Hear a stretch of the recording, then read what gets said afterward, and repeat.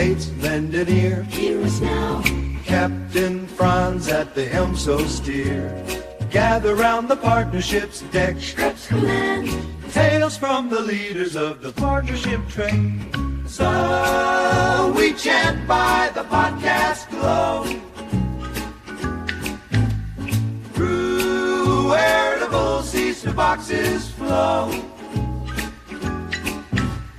Dar dive. Hoist the sails. Welcome, everybody, to another episode of The Partnership. I'm really excited to have my friend Scott Pollack on, who is one of the best partnerships educator I know. So Scott has over 20 years of experience leading partnerships at companies like Amex and also WeWork. And he then founded Firneo, which is a partnerships community plus an education platform with courses and so forth, where he's teaching other people the secrets of our craft. And then recently he transitioned over to Pavilion, like around a year ago, which is a GTM operators community to lead out membership programs there. And so, Scott, I have a lot of questions to ask you, but maybe let's start with the first one. Like, after 20 years of partnerships, what made you decide to launch communities with Firneo and Pavilion? Yeah. Well, it's something that originated from my own personal need, like any good entrepreneurial endeavor, right? It kind of starts with a need that you feel yourself. So for me, I spent, as you noted, I spent 20 plus years in partnerships, split between startups and large companies. But the way I often described myself throughout my career was that I felt like a professional ugly duckling. And I think anyone listening to this might appreciate that sense of being in a partnerships role, but looking around and seeing other people in accounting or lawyers or what have you, right? Marketers, and not always that many other people, especially in those early days of my career that had the same kind of career path, had the same kinds of challenges in their role. And so it was always a little bit isolating, feeling like I was kind of figuring it out for myself as I went along.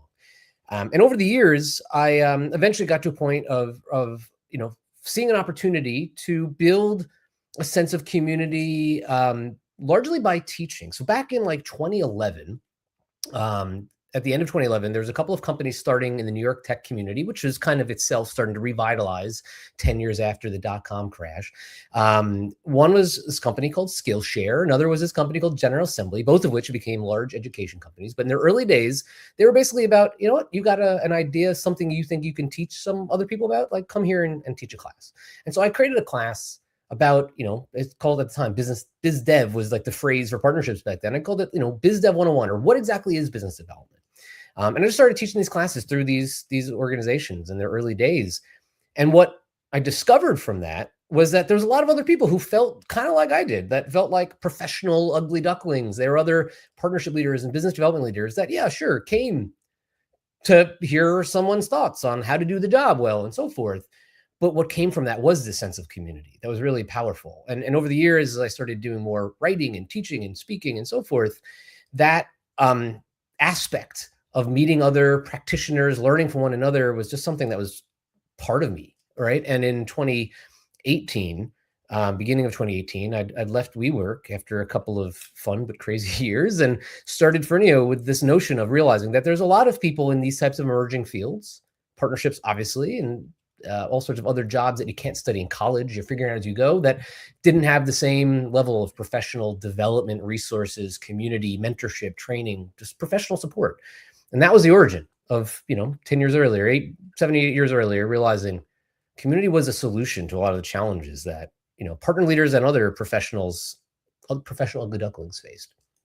Yeah, absolutely. Yeah.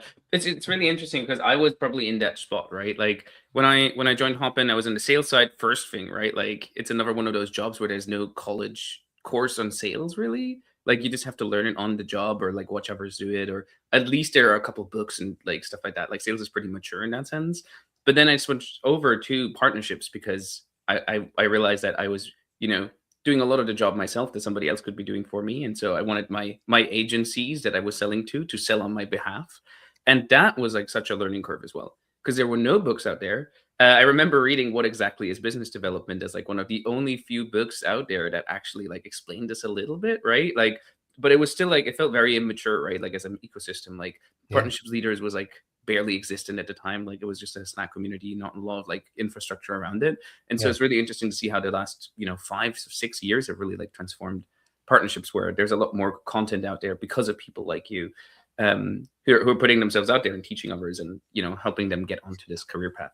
Well, I appreciate that. But I think something that's really important to note, though, is that like the reason why there's more content, there's more people talking about it, is because that sense of community has been forming over the past, call it 5, 7, 8 years or so, of people who are sharing knowledge, who are doing the work and then talking about the work and sharing insights and how to do the work. And that's just a rising tide, right? That's what makes everyone better. And I think that's the powerful thing. Like communities don't only live inside of organizations, right? They don't only live in terms of Slack channels and what have you. They live everywhere, right? They live on LinkedIn. They live in the friends you see in your local area. They live wherever. And I think the partnership community globally exists in ways now that it didn't. And it's just a powerful thing because, while partnerships in some forms and fashions have existed, forever. And Jay McBain probably has the exact date top of mind when partnerships formed, back in the 70s, whatever else. I think, as you just noted, like partnerships in its modern era is a relatively nascent field with best practices and insights that are all kind of forming in real time based on the knowledge that's shared amongst the practitioners in that community of practice.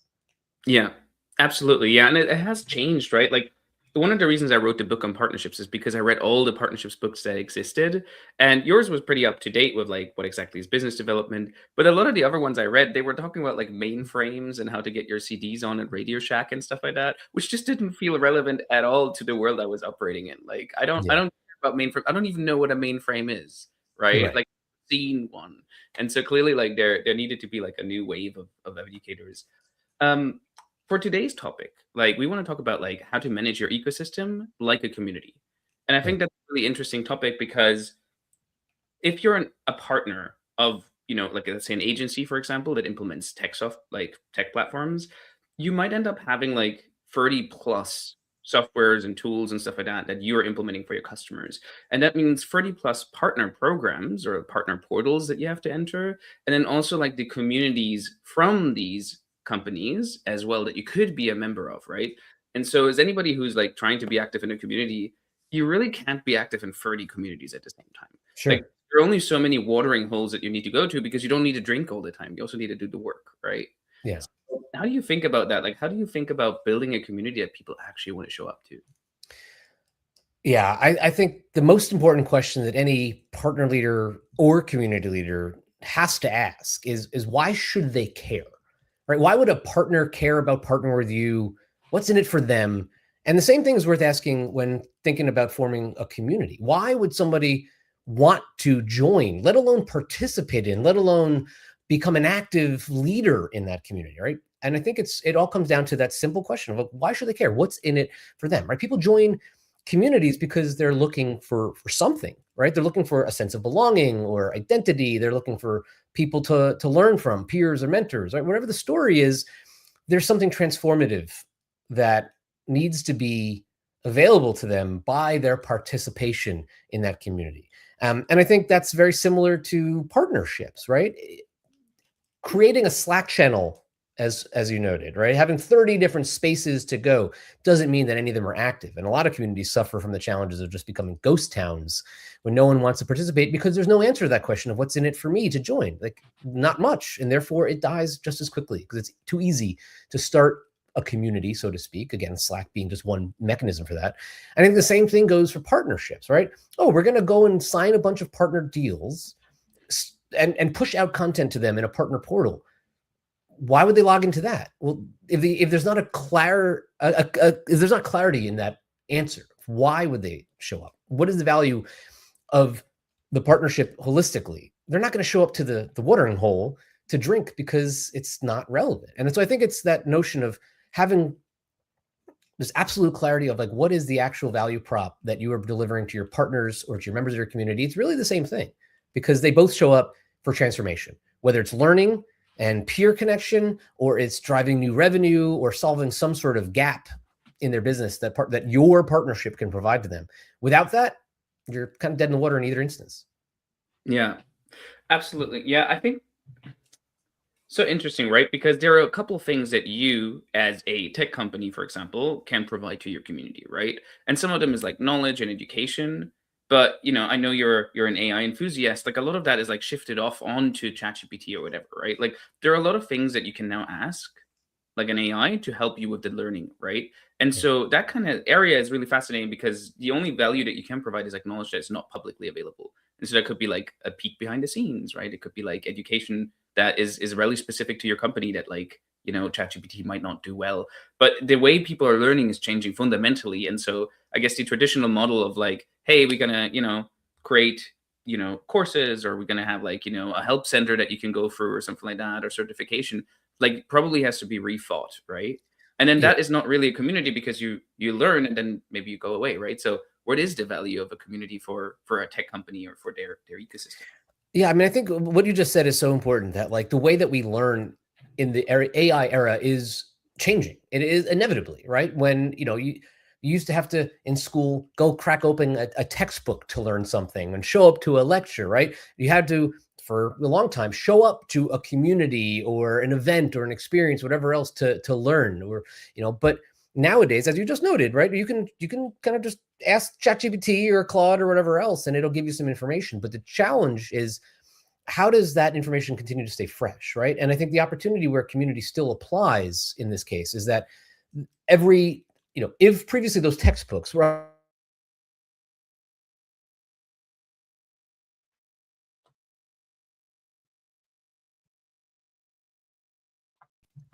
from there, now in the age of AI, it's every couple of minutes things are seemingly up to date, and the opportunity to stay connected to people who are on the front lines doing the work, trying to continuously, learn as they go and share in real time. That seems to be a core aspect of how we'll learn, and Yeah.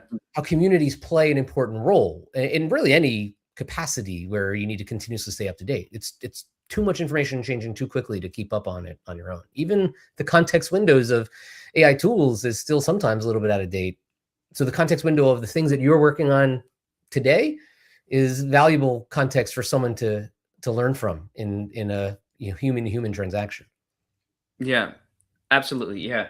I I do wonder like about the role of content still, right? Because like one of the reasons why you were successful with building, for example, Firneo is because you were already an educator, you were already putting content out. And so I guess people crowded around you as like this lighthouse. Like there's like a lighthouse or something. People are like, well, I want to learn about content. So Scott is about partnerships. So Scott is the guy to go to. And then, when people are around the watering hole, they're like, okay, like maybe we should start talking to each other. Maybe we should start interacting. And that's probably how these like networks form, right? Like content is probably the reason why you come in, but then the connections are the reason why you stay.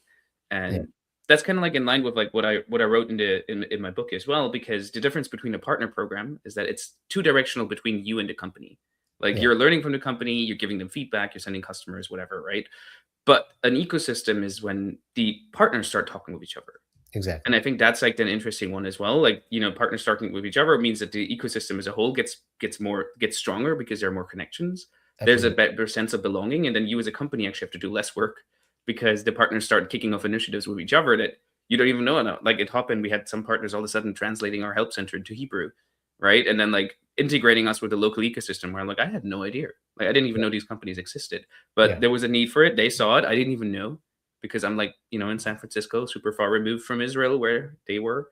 And so that's like the magic of community when you do it well. Yeah, I totally agree. Right. And I think, you kind of just said it really well, that, a partner program that is largely like one to one um, is limiting. But when you expand that and create a partner community that is many to many, that is treating your partner program as a community. And I think if you think about the largest ecosystems, think about partner ecosystems. Think about Microsoft or HubSpot or Salesforce or AWS, et cetera. Like they don't just have partner programs; they have ecosystems. They have partner communities. And I remember years ago, I went to HubSpot's inbound conference in Boston, and every single person there was a partner of HubSpot, right? And these are people who collectively created billions of dollars of value and revenue by reselling HubSpot, and they paid to come to this conference and have booths and what have you, just to connect with one another, right? They rooted for each other, they learned from one another. Um, And I think about that example in this context, that if HubSpot had just created a program that enabled their partners to create money by selling HubSpot, which is the core of what, any kind of partner program is often about, then they'd have a great partner program. And they'd create a lot of money for everybody involved, but they went beyond that. And they created that sense of community, that ecosystem, which is so much more powerful, because not only do they feel like they can make money as a partner of HubSpot, but they've built their identities as HubSpot partners, right? Their entire organizations, their personal sense of identity, the companies they built, they're all connected to that sense of being a part of this community in which, yes, they derive revenue from, but they also derive all sorts of other benefits. Yeah. What does it then take for somebody who works at a tech company to stop thinking of their program as a partner program and start thinking about their ecosystem as a community? Like, what are the steps that you can take to like transition from, two-directional talking to partners to I want to become like a HubSpot? I mean, I think it comes back to that question that I was suggesting before of like, why would any partner care? What is the value gap that they have that brings them to become your partner in the first place? I think any good partner program has to start with that understanding of, the partners that we are aiming to work with or that would want to work with us have some sort of gap in their ability to reach customers, in service the product in its completeness, right? And to deliver all the product value that they're looking for, whatever else. That's the gap. And the way that we can be a bridge to that value gap is with our product that is a valuable integration that serves their customers better, or our customers have overlap that would be beneficial as distribution channels to one another, right? So starting with that notion of we have to have the clarity of what is the value that we deliver. And the larger you are as an organization, the more you're likely able to fill that. So that's why HubSpot and Microsoft and AWS and all the big ecosystems they have a planetary gravitational pull. And I think to the degree to which you answer that question so firmly of this is why they should care, because we have thousands, millions, trillions of customers that we can help those companies reach, or a product that's so strong, like that's bringing them in the first place. And that's part of it.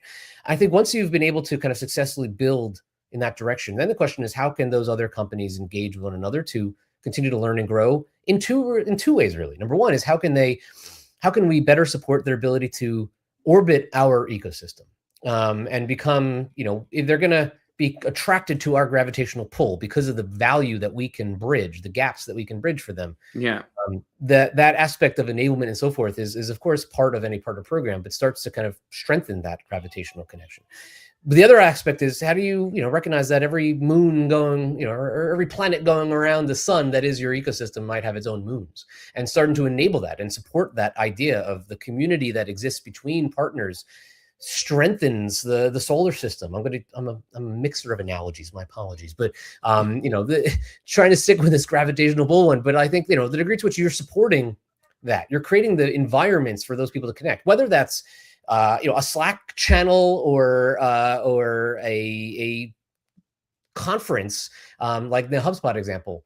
How are you embracing that idea of creating those connections between partners, enabling them to not only learn about how to better engage with your product in that, just distributed one-to-many kind of partner program-esque enablement manner, but rather, how can they learn from each other? How can they better support each other? How do you enable them to feel like they are building a sense of identity as being a part of your solar system, as opposed to just being, a planet on themselves with their own moons? Yeah, absolutely. I like the framing around identity, right? Like being a part of a community is oftentimes also like something that defines their identity. Like you see this with, work where people are part of a company, which is also in a way a community, ideally, right? Universities, like you're an alumni of a university or you're an alumni of certain communities, right? Like that can build like a strong piece of their people's identity. And I think going back to the initial like framing around like 30 partner protocols, 30 communities, the truth is that you can probably only be a member of one or two. And so you need to answer that question, like what's in it for them really, really well to make sure that like people become members of that one or two communities. I think people want to be a part of a community. So there will always be like one or two communities that they will float around in, right? You just need to have a very, very strong value prop on like why it's yours, right? Yeah. Yeah, and I think that idea of identity is something so core to building community. And you think about like what does it mean to be a part of a community versus to be engaged and involved in a community? And I think those are distinct things, right?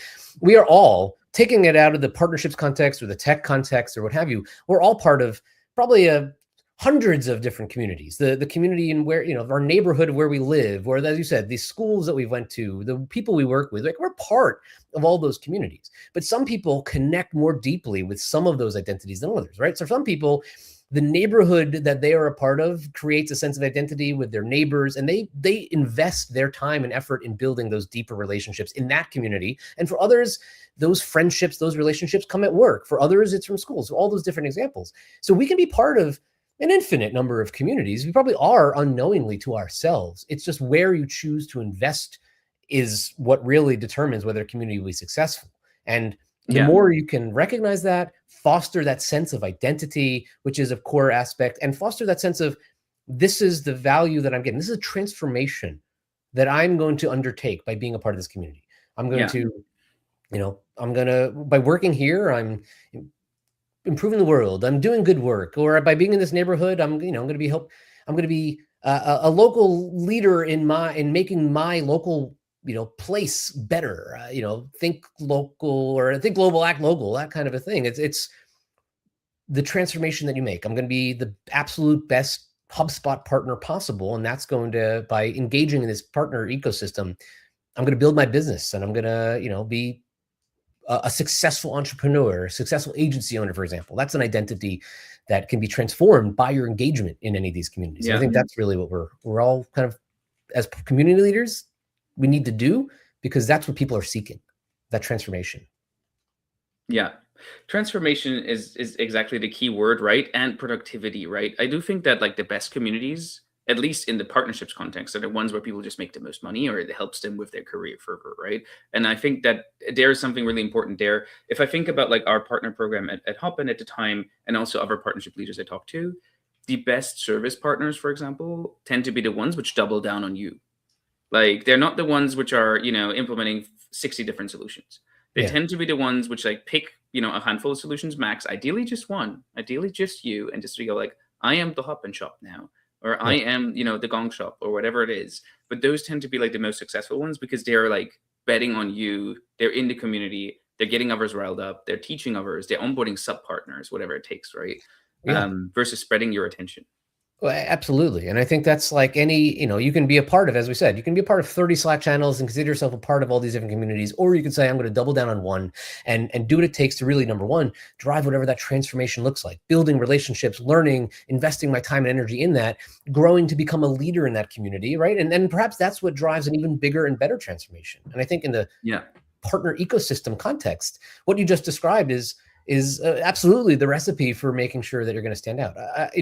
AWS has 170,000 partners, right? And probably 5,000 of them actually ever get any attention from any seller on the AWS side, right? How do you get that attention? How do you engage them for co-selling? And this goes for any large ecosystem, right? You can substitute Microsoft or any others. The same story. The only way you will be able to actually get value out of that community, of that ecosystem, is by investing proactively upfront your time and energy to serve that community until you are essentially becoming a recognized leader in that community, where those sellers are looking to you, where you're the one on stage at their user conference, their partner conference, and so forth.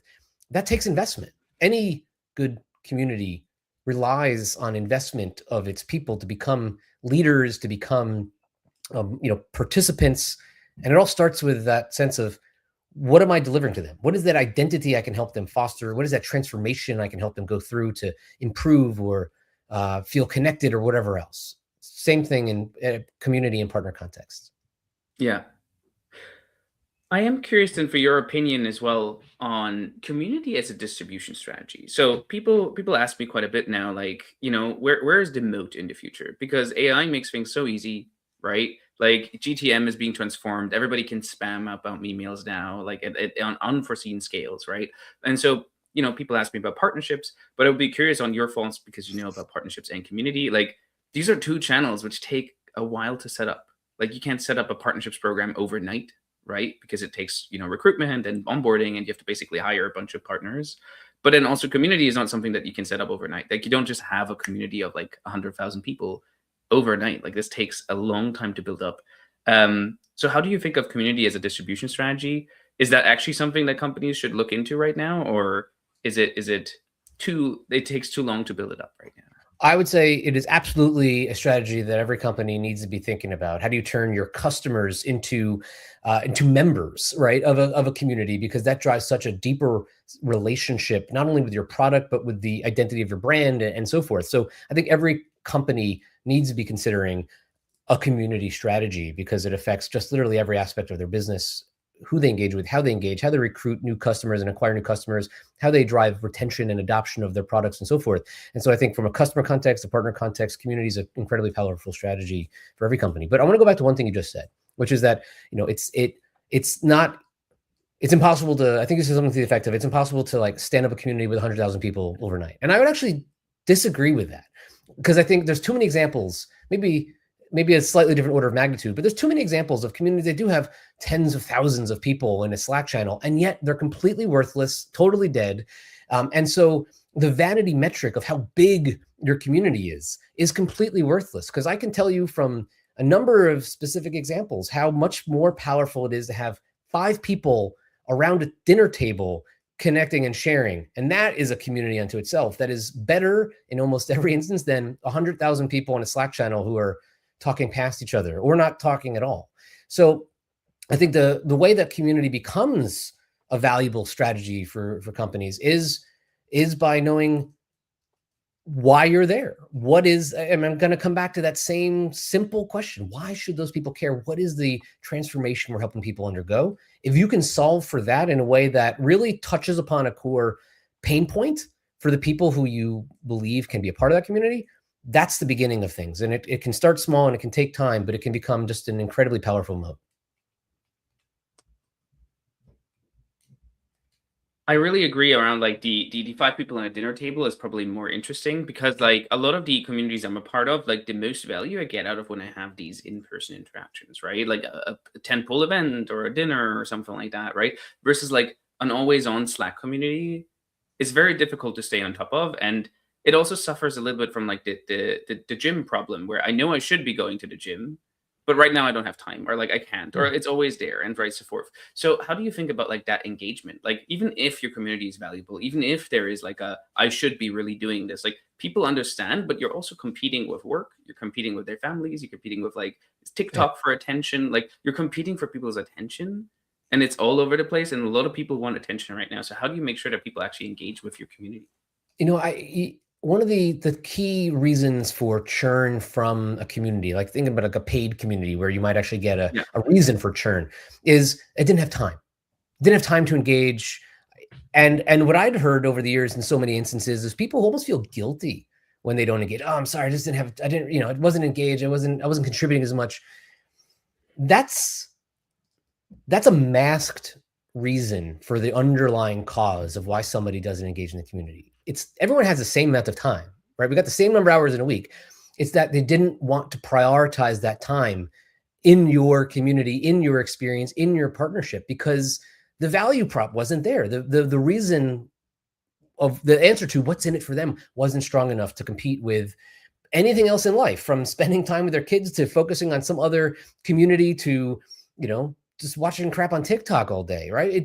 The value prop of those other attention grabbers was greater, which means the only solution to that is you're not going to solve the attention deficit challenge of humanity right now. But what you can do is focus on how do you make sure that the things you do are great, have to be outstanding. They have to be so worth the attention and time that they will supersede all of the billions of distractions that come up day to day to take you from whatever else and into the experience that you're trying to foster for them. That dinner has to be relevant. It has to be curated. The number of people makes it feel intimate. That can be a lot more valuable than having 100,000 strangers in a Slack channel that are talking past each other or talking about things that are irrelevant, or just feels like there's so much happening that it's noisy. So even though it's really active, you're not engaging. every individual has their own rationale why they're going to be there. And if you want to attract those people, it needs to be worth it to them relative to every other distraction available to them. Yeah. I really like that because ultimately, like, your to-do list will always increase. Like, there's always like something you could be doing with your time, right? And so it's just about like staying on top of mind, making sure that there is a touch point.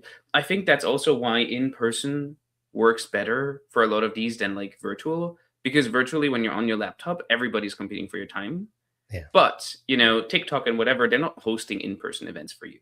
Like they don't have the incentive to actually bring you in, right? And so your point back to like 5 people at a dinner table is maybe more impactful is actually like probably the telltale sign on like where you should invest as a partnership leader if you want to build out community, because that's what you can do because you deeply care about these members versus, platforms which have billions of users who need to like think about like, how can I cater all my users at the same time, right? Yeah, exactly. And I think if you think about that AWS example from earlier, where there's 170,000 partners and only a few thousand of them are actually getting any sort of time and attention, it's similar. It's that, it's almost the inverse of the community example, where Amazon in this example is really spending their time and efforts focused on those people who are delivering value back to Amazon, and in return, the people who are partners in that smaller subset are the ones who are getting value, and everyone else, it's kind of noise.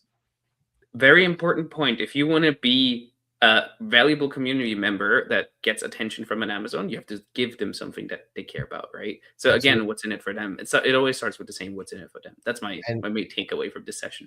And you know what? The just as you revolve or orbit around the solar system of Amazon or Microsoft or anyone else, like you're also pulling, the moon creates the tides on Earth, and there's a relationship that exists between those planets that are in orbit with each other. Even if you're the smaller entity, you have the power to create that draw that is creating a real impact on the surface. To the degree to which you're doing that, you're creating your own gravitational effects. That's going to serve you better, whether it's a community, a partner program, or an ecosystem, which is really the combination of the two. Absolutely.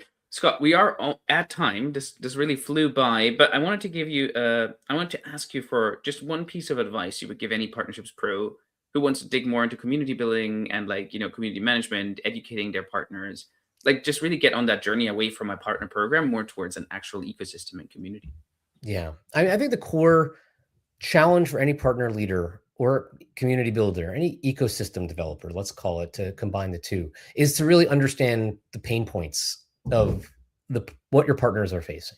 Any product manager needs to understand the pain points of a customer in order to deliver a great product experience to them. And so a lot of time and energy by product managers is spent on figuring out, customer development, customer discovery. What are the challenges they're facing and how can we help them solve for that pain?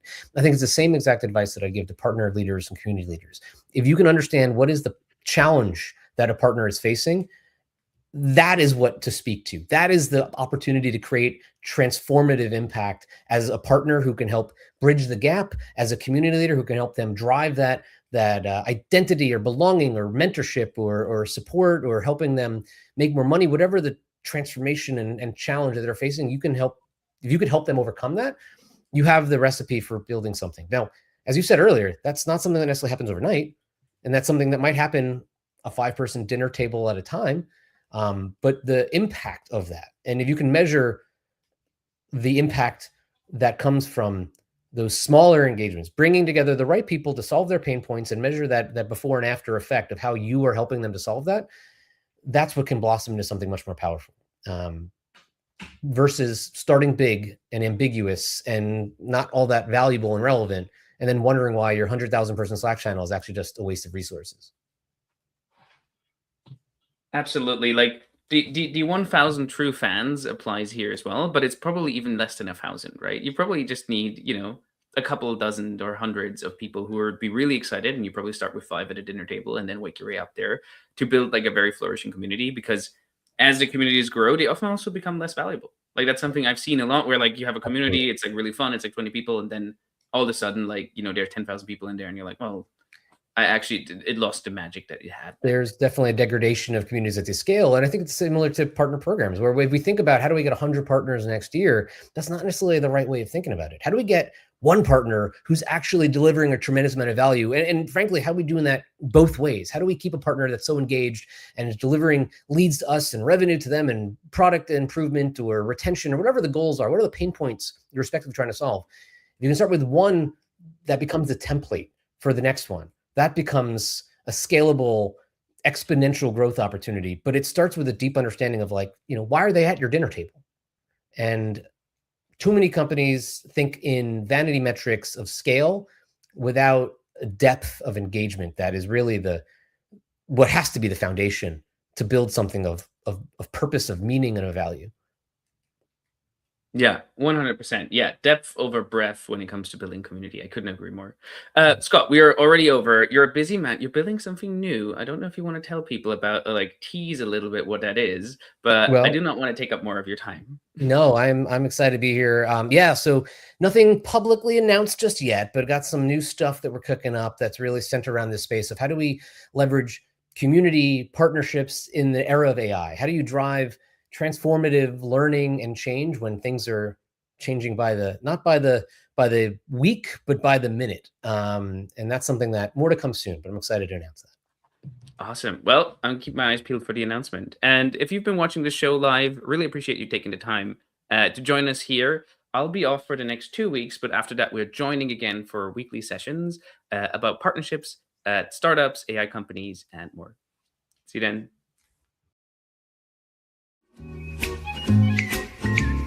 Hark now, mates, lend an ear. Hear us now. Captain Franz at the helm.